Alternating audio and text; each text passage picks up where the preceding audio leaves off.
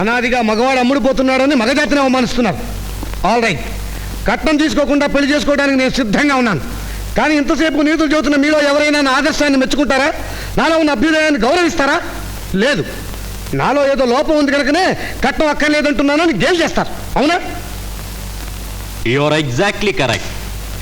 రెండో పెళ్లి వాడిని నాకు కట్నం ఇచ్చి పెళ్లి చేసుకునే మనస్తత్వం రాయి ఆడవాళ్ళది. షడప్.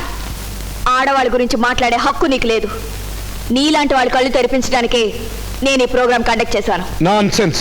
3 తరాలకు సరిపోయే ఆస్తి ఉన్న నువ్వు ఏ కోటీశ్వరుడిని పెళ్లి చేసుకుంటావు, విదేశాల్లో కాపురం చేస్తావు. కానీ నీ మాటలు నమ్మిన వీళ్ళు వీధుల పాలవుతారు. ఆదర్శాల పేరుతో అనవసరంగా వాళ్ళని చెడగొట్టడం లేదు, చైతన్యవంతులను చేస్తున్నాను. ఒక మగవాడు ఆడదాని మెడలో తాళి కట్టడానికి కట్నం అడగడం ఫ్యాషనా లేక వ్యామోహమా? ఆచారం. ఆ ఆచారాలనే గోతులో పాతి పెట్టమని నేను చెప్తున్నాను. మాటల్లో కాదు, ఆచరించి చూపించాలి. నేను ఆచరిస్తాను. కట్నం ఇవ్వకుండానే నేను పెళ్లి చేసుకుంటాను. ఆస్తి ఉన్న నువ్వు కట్నం ఇచ్చినా ఇవ్వకపోయినా ఒకటే. అయితే నేను కులాంతర వివాహం చేసుకుంటాను. హియర్ హియర్ అని చప్పట్లు కొట్టం కాదు, మాటలే పెట్టుకోవాలి.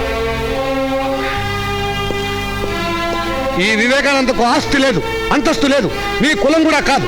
ఇతన్ని చేసుకుంటావా?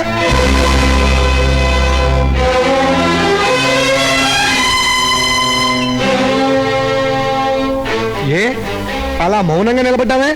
ఇప్పటిదాకా ఆదర్శం ఆదర్శం అని చెవులు తుప్పొదిలించిన నీ గొంతు మూగబోయిందే. ఇంకెక్కడ గురు, అమ్మాయి గారి పని అయిపోయింది.